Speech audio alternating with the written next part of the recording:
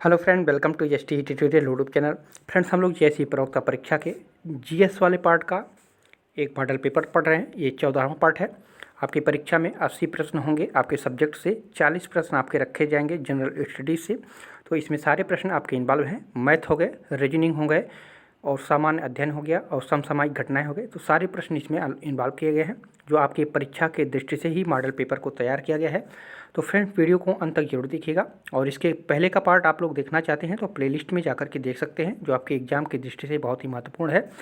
तो फ्रेंड्स, अगर वीडियो अच्छा लगेगा तो चैनल को सब्सक्राइब कीजिएगा, लाइक कीजिएगा, दोस्तों में शेयर कीजिएगा। तो चलिए प्रश्न को शुरू करते हैं और आज का पहला प्रश्न देखते हैं। पहला प्रश्न है, मानव शरीर में होता है लगभग कितना पानी होता है? तो 70%, 20 से 30%, 10 से 20%, 30 से 40%। तो मानव शरीर में लगभग 70% पानी होता है, अर्थात 2/3 जो है मानव शरीर में जो है पानी पाया जाता है। कितना? लगभग 70% या 2/3 के। ठीक है, तो ए ऑप्शन करेक्ट होगा। दूसरा नंबर प्रश्न है, ग्रीन हाउस गैसों के मुख्य घटक होता है। तो ग्रीन हाउस गैस का मुख्य घटक होता है कार्बन डाइऑक्साइड, मीथेन, ओजोन। तो ये तीनों होते हैं। तो यहाँ पे डी ऑप्शन दिया है, उपर्युक्त में से कोई नहीं या उपर्युक्त में से एक से अधिक। तो ये वाला ऑप्शन आपका सही हो जाएगा। यहाँ पे डी है और एक ऑप्शन यहाँ पे है आपका ई। ठीक है, तो ई ऑप्शन आपका बल्कि सही होगा, उपर्युक्त में से एक से अधिक, अर्थात तीनों सही है। तीनों जो है ग्रीन हाउस गैस के मुख्य घटक रूप के जाने जाते हैं। ठीक है, ग्रीन हाउस गैसें वे गैसें हैं जो पृथ्वी के वातावरण तथा बादलों द्वारा उत्सर्जित उष्मीय अवरक्त विकिरण को जो है अवशोषित एवं उत्सर्जित करती हैं तथा वायुमंडल को जो है गर्म करती हैं। कार्बन डाइऑक्साइड हुआ, नाइट्रस ऑक्साइड हुआ, मीथेन हुआ, जलवाष्प हुआ और ओजोन हुआ, ये सभी जो है ग्रीन हाउस गैसें के प्रमुख घटक के रूप में जानी जाती हैं। तो यहाँ पे आपका करेक्ट आंसर हो जाएगा यहाँ पे जो ई है, ये वाला आंसर आपका सही होगा, उपर्युक्त में से एक से अधिक। तीसरा नंबर प्रश्न है, एड्स निम्न कारणों में से किसके द्वारा होता है? तो एड्स किसके कारण होता है? तो ये विषाणु के कारण होता है। ठीक है, तो सी ऑप्शन करेक्ट होगा। एड्स एक विषाणुजन्य रोग है। एड्स रोग का कारण जो है HIV नामक विषाणु से होता है। ठीक है, और एड्स रोग के विषाणु का पूरा नाम, अगर एड्स का पूरा नाम देखा जाए, AIDS होता है। तो ए का अर्थ होता है एक्वायर्ड और डी AIDS होता है। तो आई का अर्थ हो जाता है इम्यूनो और डी का अर्थ हो जाता है डिफिशियंसी और यस का अर्थ होता है सिंड्रोम। ठीक है, इसका पूरा नाम भी कभी कभी पूछ लिया जाता है। ठीक है, तो इसको भी आप लोग याद रखिएगा। और यह यौन असुरक्षित संबंधों के कारण जो है रक्तदान के संपर्क में आने से फैलता है और इस रोग से ग्रसित रोगी की जो प्रतिरोधक क्षमता होती है वो तकरीबन समाप्त हो जाती है। ठीक है, तो यहाँ पे आपका सी ऑप्शन करेक्ट होगा। चौथा नंबर प्रश्न है, निम्न में से कौन नाफ्टा में सम्मिलित नहीं है? नाफ्टा NAFTA नाफ्टा में सम्मिलित देश नहीं है। तो नाफ्टा में सम्मिलित ग्रेट ब्रिटेन इसमें सम्मिलित नहीं है। ठीक है, नाफ्टा जो है उत्तरी अमेरिका की एक त्रिपक्षीय व्यापार गुट के सृजन हेतु जो है कनाडा, मेक्सिको एवं USA के मध्य हुआ एक समझौता है। और इसकी स्थापना जो की गई थी, नाफ्टा की स्थापना जो की गई थी 1 जनवरी 1994 को इसकी स्थापना किया गया था। और कनाडा, मेक्सिको, संयुक्त राष्ट्र अमेरिका इसके सदस्य हैं, ब्रिटेन इसका सदस्य नहीं है। ठीक है, तो यहाँ पे ए ऑप्शन आपका करेक्ट होगा। पांचवा नंबर प्रश्न है, भारत में पशुपालन एवं कृषि के प्राचीनतम साक्ष्य प्राप्त हुए हैं कहाँ से? कृषि एवं पशुपालन के प्राचीनतम साक्ष्य कहाँ से प्राप्त हुए हैं? तो ये मेहरगढ़ से प्राप्त हुए हैं। ठीक है, डी ऑप्शन आपका सही हो जाएगा। भारतीय उपमहाद्वीप में पशुपालन एवं कृषि का प्रारंभिक स्थल मेहरगढ़ को माना जाता है, जो 7000 से जो है 5500 ईसा पूर्व के मध्य मानव की बसाव क्षेत्र था। कुछ विद्वान जो है मेहरगढ़ में पशुपालन का काल जो है 8500 ईसा पूर्व मानते हैं।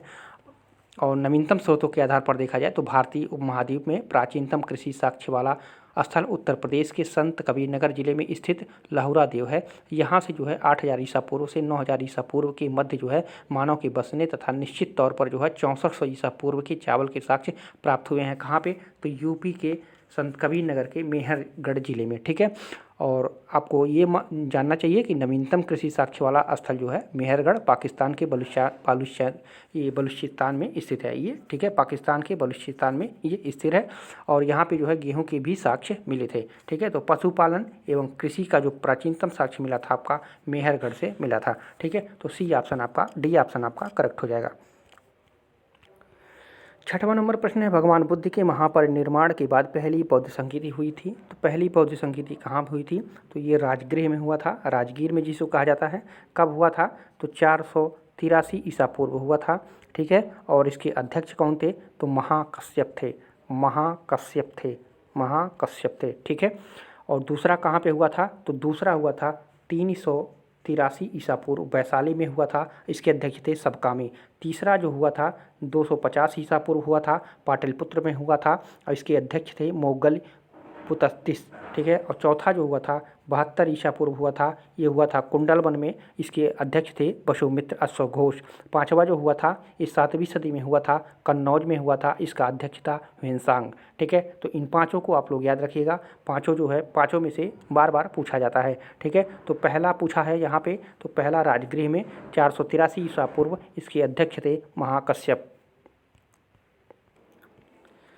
7वां नंबर प्रश्न है, इनमें से किसने सर्वप्रथम व्यापक पैमाने पर स्वर्ण मुद्रा का प्रचलन किया? तो ये किया था विम कदफिसेस ने। ठीक है, विम कदफिसेस को व्यापक पैमाने पर स्वर्ण मुद्रा का प्रचलन करने वाला माना जाता है। इसका थोड़ा सा आप लोग डिटेल जान लीजिए। कुषाण जो है मध्य एशिया में पश्चिमी चीन के यूची जाति के थे और कुजुल कड़फिसेस एक था, कुजुल कड़फिसेस जो था ये कुषाण वंश का संस्थापक माना जाता है और इसने जो है तांबे के सिक्के चलवाए थे। उसके बाद जो है कुजुल कड़फिसेस की मृत्यु के बाद जो है विम कड़फिसेस, जो कड़फिसेस सेकंड के नाम से जाना जाता था, उसने गद्दी पर बैठा था और इसने जो है तक्षशिला और पंजाब पर अधिकार कर लिया। ये भारत में कुषाण शक्ति के वास्तविक संस्थापक माने जाते हैं और उसने जो है सोने तथा चांदी के सिक्के चलवाए और उसके सिक्के पर एक और यूनानी लिपि और दूसरी ओर जो है खरोष्ठी लिपि थी और उसने सिक्के पर शिव की आकृति, नंदी बैल और त्रिशूल अंकित है जो उसके शैव धर्म के आस्था को दर्शाता है।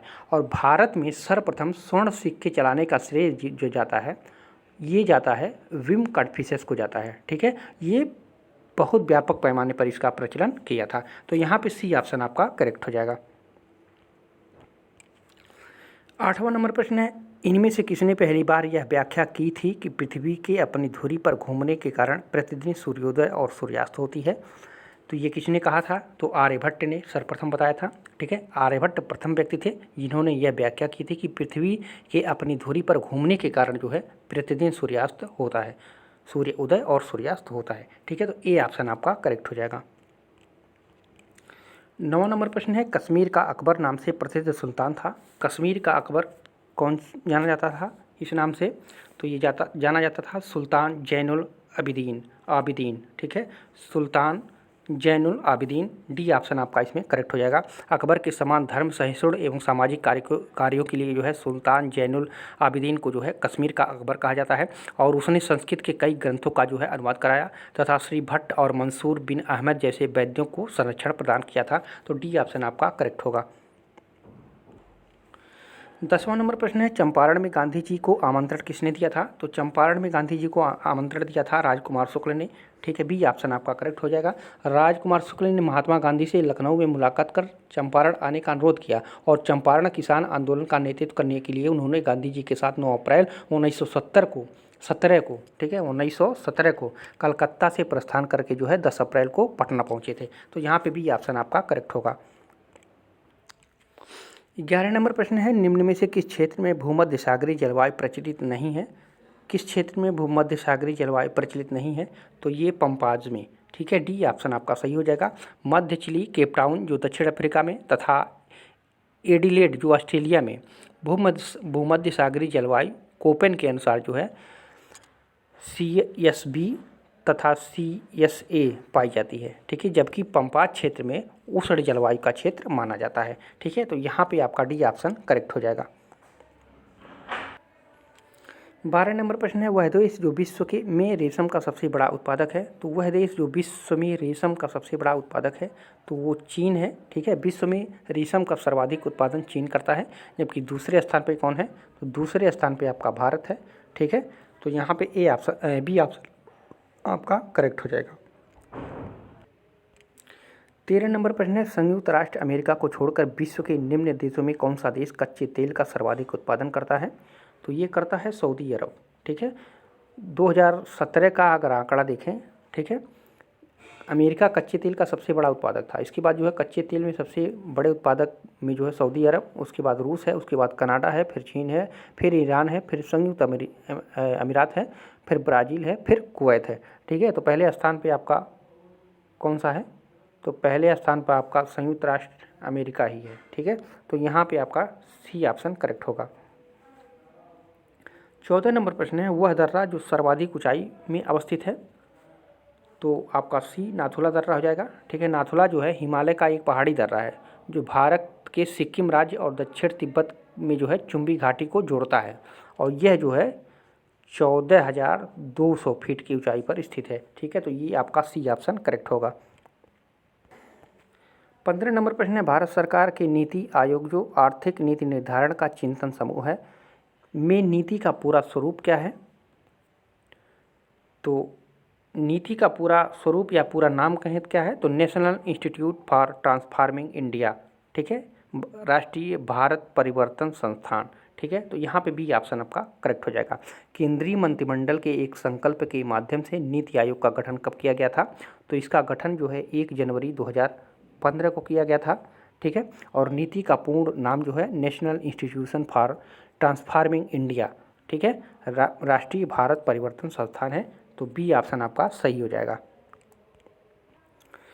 16 नंबर प्रश्न है, आज़ादी के बाद भाषा के आधार पर भारत के राज्यों का पुनर्गठन किस वर्ष से शुरू हुआ? तो 1956 से। ठीक है, आज़ादी के बाद भारत में राज्य पुनर्गठन अधिनियम 1956 पारित किया गया, और जिसमें भाषा के आधार पर राज्यों के पुनर्गठन का जो है प्रावधान किया गया था। तो सी ऑप्शन करेक्ट होगा। 17 नंबर प्रश्न है, भारत के निम्न राज्यों में से किसे चीनी का कटोरा कहा जाता है?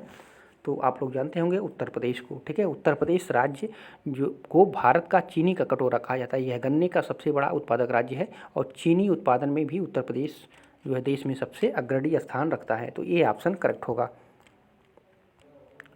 18 नंबर प्रश्न है, निम्न खनिजों में से किस खनिज के उत्पादन में भारत विश्व में अग्रणी है? तो ये चादरी अभ्रक के लिए भारत जो है विश्व में सबसे अग्रणी है। ठीक है, तो यहाँ पे ए ऑप्शन आपका करेक्ट हो जाएगा। 19 नंबर प्रश्न है, सर्वोच्च न्यायालय का न्यायाधीश अपने पद से त्यागपत्र किसको लिख कर देता है? तो ये राष्ट्रपति को देता है। ए ऑप्शन आपका करेक्ट हो जाएगा।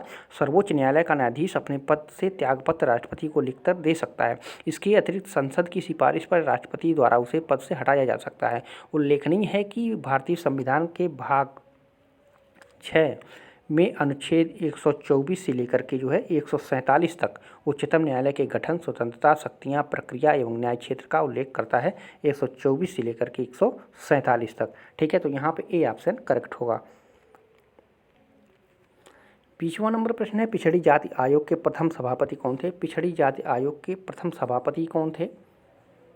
तो ये थे काका साहेब कालेलकर। ठीक है, काका साहेब कालेलकर। भारतीय संविधान के अनुच्छेद 340 के तहत जो है भारत के राष्ट्रपति के आदेश द्वारा जो है प्रथम अखिल भारतीय पिछड़ी जाति आयोग का गठन जो है 29 जनवरी 1953 को हुआ था, और इस आयोग के अध्यक्ष जो है सबसे पहले काका साहब कालेलकर थे। ठीक है, तो बी ऑप्शन करेक्ट होगा। 21 नंबर प्रश्न है, किसी राज्य का राज्यपाल नियुक्त किया जाता है तो किसके द्वारा किया जाता है? तो वो राष्ट्रपति के द्वारा किया जाता है। राज्यपाल की नियुक्ति राष्ट्रपति द्वारा 5 वर्षों की अवधि के लिए की जाती है, परंतु वह राष्ट्रपति के प्रसाद पर्यंत पद धारण करता है। इसके अलावा वह कभी भी राष्ट्रपति को संबोधित कर अपना त्यागपत्र दे सकता है। तो सी ऑप्शन आपका करेक्ट हो जाएगा। 22 नंबर प्रश्न है, सरकार की नीति मेक इन इंडिया का उद्देश्य है। तो इसका उद्देश्य क्या है? नौकरशाही के ढीलेपन को दूर करना, बिल्कुल सही है। लाल फीताशाही को हटाना, वित्त निर्माण की लागत को कम करना, तो ये भी सही है। ठीक है। उपर्युक्त में से कोई नहीं है तो गलत हो जाएगा। यहाँ पे एक ऑप्शन आपका और बन जाता है, थोड़ा टाइप करने में गलती हो गई है, ये ऑप्शन नंबर ई है, उपर्युक्त में से एक से अधिक होगा, ठीक है। यानी ए बी सी ये तीनों सही है, उपर्युक्त में से एक से अधिक होगा, यानी यहाँ पे ऑप्शन ई होना चाहिए था, तो ई ऑप्शन आपका करेक्ट हो जाएगा, ठीक है। मेक इन इंडिया का उद्देश्य जो है नौकरशाही के ढीलापन को दूर करना तथा लाल फीताशाही को हटाना, विनिर्माण की लागत को कम करना तथा उत्पाद को जो है प्रतियोगी बनाना, ईज ऑफ डूइंग बिजनेस के आधार बिजनेस में जो है सुधार करना, ये सभी इसके मेक इन इंडिया के उद्देश्य के अंतर्गत आते हैं, ठीक है। तो यहाँ पे सही उत्तर हो जाएगा आपका ऑप्शन नंबर ए वाला ई, ठीक है।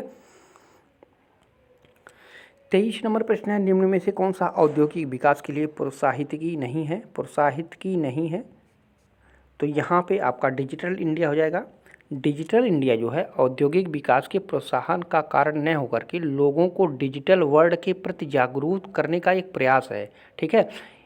ईज ऑफ डूइंग बिजनेस एक इंडेक्स है तथा यह औद्योगिक विकास के लिए किए गए प्रयासों के आधार पर तैयार की जाती है, ठीक है। तो ये उसको प्रोत्साहित नहीं करता है बल्कि एक प्रयास करता है, जागरूक करता है, ठीक है। तो यहाँ पे डी ऑप्शन करेक्ट होगा। 24 नंबर प्रश्न है, निम्न में से कौन सा एक कृषि में उत्पादकता बढ़ाने का रास्ता है? तो कुशल सिंचाई, गुणवत्तायुक्त बीज, कीटनाशकों का प्रयोग, ठीक है। तो कृषि में उत्पादकता बढ़ाने के लिए जो है कुशल सिंचाई, उत्कृष्ट बीज, जैव उर्वरक एवं जैव कीटनाशक का प्रयोग अनिवार्य है। तो यहाँ पे भी वही हाल है, ठीक है। आपका ई ये वाला सही होगा, उपयुक्त में से एक से अधिक, यानी ई वाला ऑप्शन सही हो जाएगा, ठीक है। ये गलत हो जाएगा, यानी तीनों आपका सही है, ठीक है। तो कृषि में उत्पादकता को बढ़ाने का रास्ता कुशल सिंचाई होना चाहिए, गुणवत्तापूर्ण बीज होना चाहिए, कीटनाशक का प्रयोग होना चाहिए, ठीक है। तो यहाँ पे आपका सही उत्तर हो जाएगा आपका उपयुक्त में से एक से अधिक, ठीक है। 25 नंबर प्रश्न है, निम्न में से कौन सा एक मनरेगा का उद्देश्य है? तो मनरेगा का उद्देश्य है परिसंपत्तियों का निर्माण करना, बिल्कुल सही है। सूक्ष्म सिंचाई को प्रोत्साहित करना गलत है, जल प्रबंधन गलत है, ग्रामीण आय को बढ़ाना सही है, ठीक है। तो यहाँ पे ए प्लस डी दोनों सही हो रहा है, आप लोग याद रखिएगा। मनरेगा के बारे में सरकार आधिकारिक साइट पर दी गई जानकारी के अनुसार जो है मनरेगा का उद्देश्य ग्रामीण गरीबों के लिए जो है परिसंपत्तियों का निर्माण कर उन आजीविका के संसाधनों एवं आय में वृद्धि करना है, ठीक है। तो यहाँ पे आपका ए और डी दोनों सही हो रहा है, ठीक है। तो इसको आप लोग याद रखिएगा, परिसंपत्तियों का निर्माण करना और ग्रामीण आय को बढ़ाना, ठीक है। तो यहाँ पे दोनों सही हो जाएगा। 26 नंबर प्रश्न है, निम्न में से कौन सा ईस्ट इंडिया कंपनी के सिपाहियों को विद्रोही बनाने का कारण नहीं है? तो अधिकारियों का अक्षमता ये कारण नहीं है, ठीक है। ईसाई धर्म फैलाने के लिए कंपनी के अधिकारियों का प्रयास ये कारण था। जहाज पर यात्रा करने के लिए सिपाहियों का आदेश ये भी कारण था। भत्ते की रोकथाम ये भी कारण था, ठीक है। अधिकारियों की अक्षमता ये कारण नहीं था, ठीक है। अंग्रेज अधिकारियों की अक्षमता जो है ईस्ट इंडिया कंपनी के सिपाहियों के विद्रोही बनाने का कारण नहीं था। इन्हीं अधिकारियों की योग्यता के बल पर जो है अंग्रेजी हुकूमत ने लगभग 90 वर्षों में पूरे भारत पर कब्जा कर लिया था, और इसके अतिरिक्त अन्य सभी कारण जो है जो दिए हैं ये सिपाहियों के विद्रोही बनने के सहायक थे, ठीक है। तो डी करेक्ट होगा आंसर आपका। 27 नंबर प्रश्न है, इनमें से किसने अंग्रेजी ईस्ट इंडिया कंपनी के कंट्रोल के खिलाफ बगावत नहीं की थी? तो ये हैदराबाद का निज़ाम जो था इन्होंने बगावत नहीं की थी, ठीक है। हैदराबाद के निज़ाम को छोड़कर जो ये विजयनगर का राजा था, तमिलनाडु का पोलीगार था, त्रावणकोर के दीवान बेलूथम्पी थे, इन सभी ने जो है ब्रिटिश इंडिया कंपनी के नियंत्रण के खिलाफ जो है विद्रोह किया था। लेकिन हैदराबाद का जो निज़ाम था ये अंग्रेजी ईस्ट इंडिया कंपनी के खिलाफ जो है बगावत नहीं की थी। बी आंसर आपका करेक्ट होगा। 28 नंबर प्रश्न है, निम्न में से कौन सा एक राष्ट्रवादी समाचार पत्र नहीं है? राष्ट्रवादी समाचार पत्र नहीं है पूछा है, तो आपका हो जाएगा द टाइम्स ऑफ इंडिया, ठीक है। द टाइम्स ऑफ इंडिया एक राष्ट्रवादी समाचार पत्र नहीं है, ठीक है। और ये जो है द हिंदू हुआ, बंगाली हुआ, द महारत्ता हुआ, ठीक है, ये समाचार पत्र भी और राष्ट्रवादी सोच को बढ़ावा देने वालों में से, ठीक है। तो यहाँ पे डी ऑप्शन आपका करेक्ट हो जाएगा। ये द टाइम्स ऑफ इंडिया एक पत्रिका है, देखा जाए तो ये पत्रिका है, तो यहाँ पे डी ऑप्शन करेक्ट हो जाएगा। 29 नंबर प्रश्न है प्रार्थना समाज, यंग इंडिया, लोक हितवादी, सत्यशोधक समाज, रहनुमाई मजदेवशन सभा के लिए निम्न विकल्पों में से सही संयोजन पहचानिए। तो प्रार्थना समाज आत्माराम पांडुरंग, ठीक है, यंग इंडिया मोहनदास करमचंद गांधी, लोक हितवादी से संबंधित थे गोपाल हरि देशमुख, और सत्यशोधक समाज ज्योतिबा फूले, और रहनुमाई मजदेवशन सभा से संबंधित थे नौरोजी फुरदोनजी। ठीक है, तो बी ऑप्शन करेक्ट हो जाएगा। यहाँ से आप लोग अच्छे से लिख लीजिएगा। प्रार्थना समाज के आत्माराम पांडुरंग, यंग इंडिया के मोहनदास करमचंद गांधी जी थे। ठीक है, लोकहितवादी के कौन थे? तो गोपाल हरि देशमुख थे। ठीक है, और सत्यशोधक समाज की स्थापना ज्योतिबा फूले के द्वारा, और रहनुमाई मजदेवशन तो ये नौरोजी फुरदोनजी थे। ठीक है, तो यहाँ पे बी ऑप्शन करेक्ट हो जाएगा। इन सभी को आप लोग अच्छे तरीके से नोट करके याद रखिएगा। यहाँ से प्रश्न निश्चित तौर पे आपका एक न एक प्रश्न जरूर आएगा। ठीक है, 30 नंबर प्रश्न है बाल गंगाधर तिलक लोकमान्य तिलक के नाम से जाना जाने लगे जब सरकार ने उन्हें रैंड मर्डर केस में अभियुक्त बनाया था, तब से वो जो है लोकमान्य तिलक के नाम से जाने लगे थे। ठीक है, ब्रिटिश सरकार ने बाल गंगाधर तिलक को पुणे के असिस्टेंट कलेक्टर रेड की हत्या के मामले में अभियुक्त बनाया था, और तिलक को दोषी पाया गया और उन्हें जो है 18 माह के कठोर कारावासी की सज़ा सुनाई गई। और जब वे जेल से बाहर आए तो वे एक राष्ट्रीय नायक के रूप में उभरे और उन्हें जो है लोकमान्य की उपाधि प्राप्त हुई। तो यहाँ पे सी ऑप्शन करेक्ट होगा। अब यहाँ से 5 प्रश्न आपको रीजनिंग के मिलेंगे। ठीक है, यदि निश्चित कोड में ALMIRAH को BNPMWGO लिखा जाता है, तो निम्नलिखित में से किस कोड को ये लिखा जाएगा? तो यहाँ पे देख लीजिए, A से B हम करेंगे तो +1 का है डिफरेंस, +1 का डिफरेंस है। L से N कर रहे हैं तो +2 का है। ठीक है, M से P कर रहे हैं +3 का है, +3 का हो जाएगा। ठीक है, और I से M करेंगे तो +4 का हो जाएगा, +4 का हो जाएगा। और R से W करेंगे +5 का हो जाएगा। ठीक है, और A से G करेंगे तो +6 का हो जाएगा, और S से O करेंगे +7 का हो जाएगा। ठीक है, तो इसी तरह से आपको क्या करना है, D में 1 जोड़ेंगे तो D के बाद, ठीक है, तो मतलब अब यहाँ पे ये प्राप्त हुआ है तो इसके पहले का हमको निकालना होगा। ठीक है, तो इसके पहले का निकालेंगे, यानी डी के एक पहले क्या आ जाएगा आपका? सी आ जाएगा। एन के एक पहले क्या आ जाएगा? एन के 2 पहले क्या, या तो यहाँ पे सी कर लीजिए, सी के बाद +1 कर लीजिए, डी हो जाएगा। या डी अब यहाँ पे पहला नहीं मालूम है, इसलिए हमको क्या करना है, -A -2 -3 करके घटा सकते हैं। ठीक है, तो एन के 2 -2 करेंगे तो क्या आ जाएगा? यल आ जाएगा। आर -3 करेंगे तो आ जाएगा। W -4 करेंगे तो यस आ जाएगा। L -5 करेंगे जी आ जाएगा। U -6 करेंगे तो ओ आ जाएगा। A -7 करेंगे तो टी आ जाएगा। ठीक है, तो क्या आर आपका यहाँ पे देख लीजिए, CLOSGOT। ठीक है, तो किस में है आपका? तो आपका सही हो जाएगा CLOGOT। ठीक है, तो सी ऑप्शन आपका करेक्ट हो जाएगा। 32 नंबर प्रश्न है लुप्त संख्या ज्ञात करना है। यहाँ पे लुप्त संख्या है, इसको ज्ञात करना है, क्या आ जाएगा? तो इसको करने के लिए हम क्या करते हैं, 1 × 3 धन 1 कर दें तो कितना आ जा रहा है? 4। इसको हम 2 भाग में ऐसे बांट दें तो ये 4 प्राप्त हो गया। अब 5 × 3 धन 1 कर दें तो 5 या 15 1 16 आ जा रहा है। ठीक है, 22 × 3 धन 1 कर दें तो कितना आ जा रहा है? 67 आ जा रहा है। ठीक है, अब बचा क्या? 3। अब 3 में हम 3 धन 1 कर दें तो 3 × 3 = 9 1 10 आ जा रहा है। तो सी आंसर आपका करेक्ट हो जाएगा। 33 नंबर प्रश्न है, यहाँ त्रिभुजों की संख्या आपको बतानी है। तो यहाँ पे देख लीजिए 1 2 3 4 5 और एक पूरा 6 हो गया।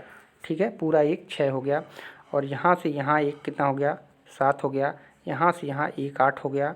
ठीक है, और यहाँ से यहाँ एक 9 हो गया। ठीक है, और यहाँ से यहाँ ये वाला एक 10 हो गया। ठीक है, और आप लोग देख सकते हैं 10 हो गया, 10 हो गया था। और यहाँ से यहाँ एक देख लीजिए 11 हो गया। ठीक है, और यहाँ से यहाँ एक कितना हो गया? +1 12 हो गया। ठीक है। तो डी ऑप्शन आपका सही हो जाएगा। इसको स्क्रीनशॉट लेकर के खुद सॉल्व कर लीजिएगा, ठीक है। 34 नंबर प्रश्न है, अधोलिखित को तार्किक क्रम में व्यवस्थित कीजिए और नीचे दिए कोड में सही उत्तर चुनना है। तो इसको व्यवस्थित करना है तो पहले क्या आता है, बिंदु आता है, बिंदु से रेखा बनता है, हो गया।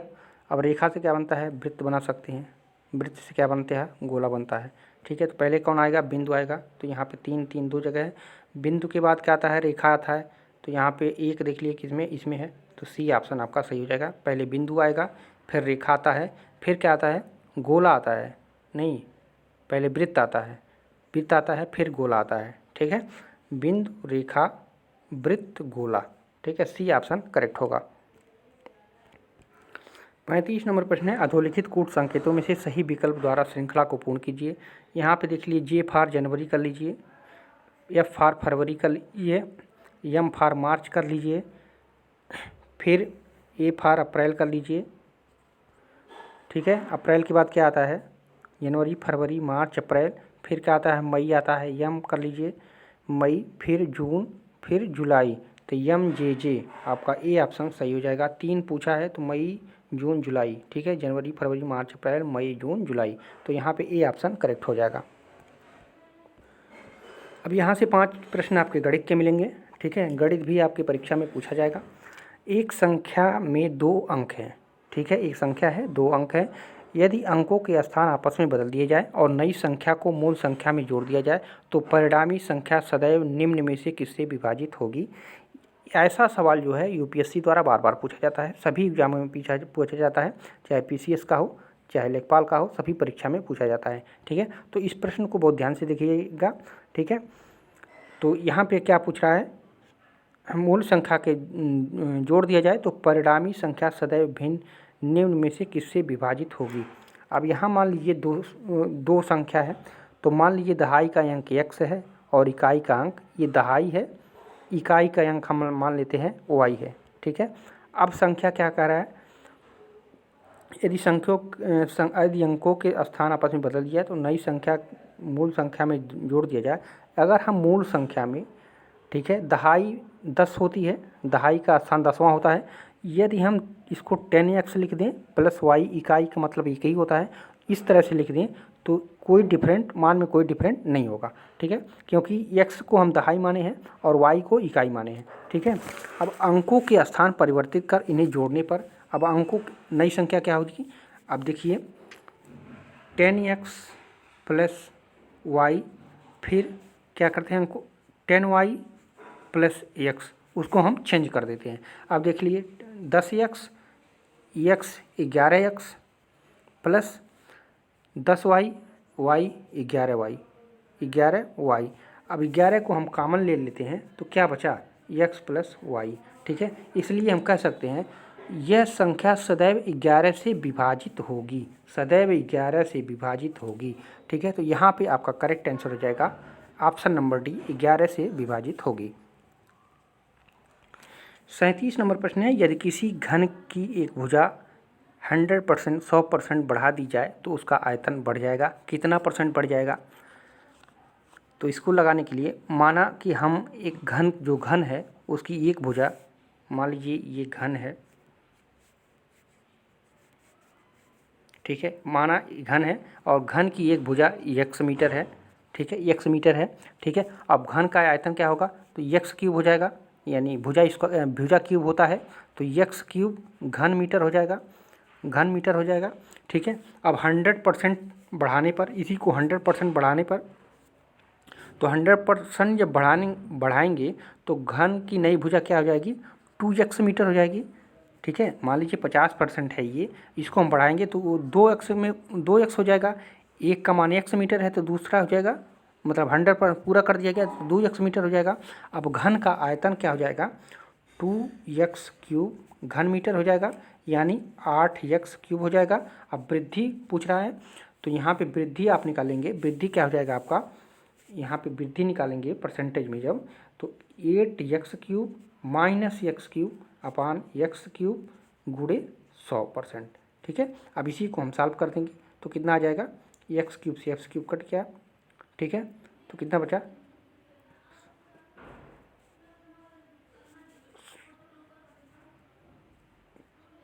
700 आपका आंसर आ जाएगा। ठीक है, तो कितना बढ़ाएं के, तो हम 700% आयतन उसका बढ़ जाएगा। ठीक है, तो यहाँ पे भी ऑप्शन करेक्ट हो जाएगा। 38 नंबर प्रश्न है, दो संख्याओं x और y के लघुत्तम समापवर्त तथा महत्तम समापवर्त क्रमशः 3 और 105 है।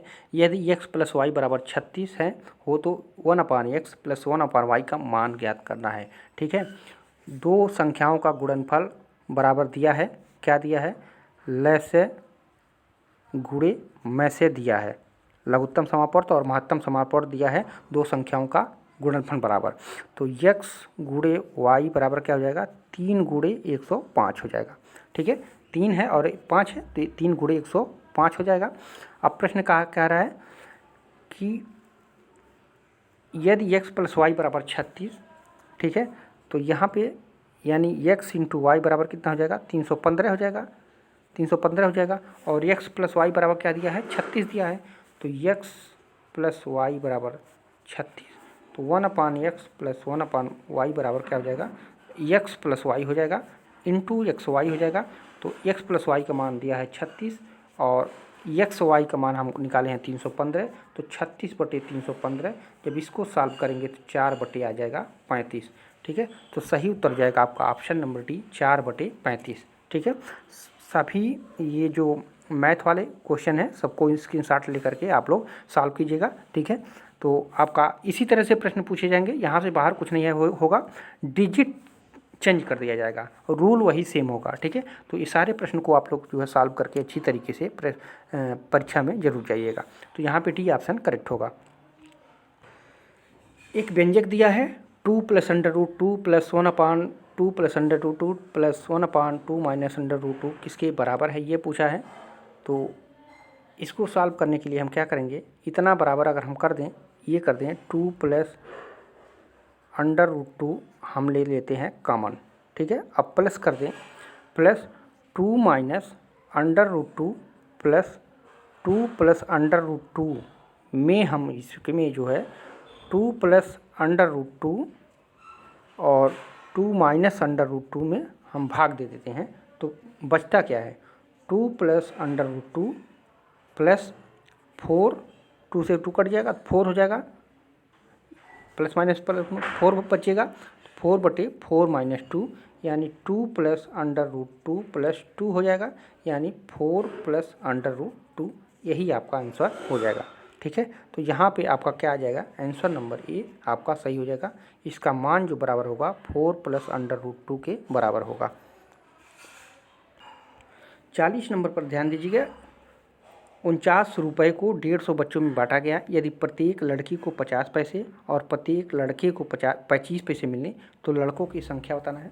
लड़की को कितना मिल रहा है, 50 पैसे, और लड़के को मिल रहा है 25 पैसे। ठीक है, तो लड़कों की संख्या पूछा है। ठीक है, मान लेते हैं हम लड़कों की संख्या। ठीक है, लड़कों की संख्या x है। ठीक है, लड़कियों की संख्या कितनी हो जाएगी, तो 150 में से जब हम लड़के को माइनस कर देंगे तो ये क्या हो जाएगी, लड़कियों की संख्या हो जाएगी, लड़कियों की संख्या हो जाएगी। अब लड़कों की संख्या 1, लड़कियों की संख्या क्या हो गया, 150 - x, ये लड़कियों की संख्या हो गया। अब प्रश्न क्या कह रहा है कि 49 रुपये में, ठीक है, अब 49 रुपये में यानी 49 रुपये को 150 बच्चों में बांटा गया। ठीक है, यदि प्रत्येक लड़की को 50 पैसे, प्रत्येक लड़के को 25 मिले, लड़कों की संख्या पूछ रहा है, तो यहाँ पे x/4 हो जाएगा। ठीक है, ये रुपया हो गया लड़कों के लिए, और लड़कियों के लिए कितना हो जाएगा, 150 - x हो जाएगा, लड़कियों के लिए हो जाएगा /2 हो जाएगा। ये कितने के बराबर हो जाएगा, तो ये 49 को के बराबर में डिवाइड हो गया आपका। ठीक है, अब ये इसी को हम सॉल्व कर देंगे। तो देख लीजिए, यहाँ से x हम ले लेते हैं, तो बच के आ रहा है +300 - 2x हो जा रहा है, बटे कितना बच रहा है, ये नीचे आ जाएगा तो बटे 4 हो जाएगा। ये किसके बराबर है, 49 के बराबर है। ठीक है, अब इसको यहाँ पे ऊपर देखिए थोड़ा सा, x + 300 - 2x बराबर कितना हो जा रहा है, यहाँ पे 49 है तो 49 196 हो जा रहा है, 196 हो गया। अब x बराबर ठीक है 300 - 196, अब बराबर कितना हो गया 104। ठीक है, तो कितना हो जाएगा, सही उत्तर हो जाएगा आपका ऑप्शन नंबर 104 लड़कों की संख्या है। ठीक है, तो इसको स्क्रीनशॉट लेकर के जो है आप लोग जरूर कीजिएगा। ठीक है, तो यहाँ पे बी ऑप्शन सही हो जाएगा। तो फ्रेंड्स, ये रहे महत्वपूर्ण 40 प्रश्न। कैसा लगा वीडियो कमेंट करके जरूर बताइएगा और वीडियो को लाइक कीजिएगा। फिर मिलते हैं अगले पार्ट में। पूरा वीडियो देखने के लिए आप सभी को धन्यवाद।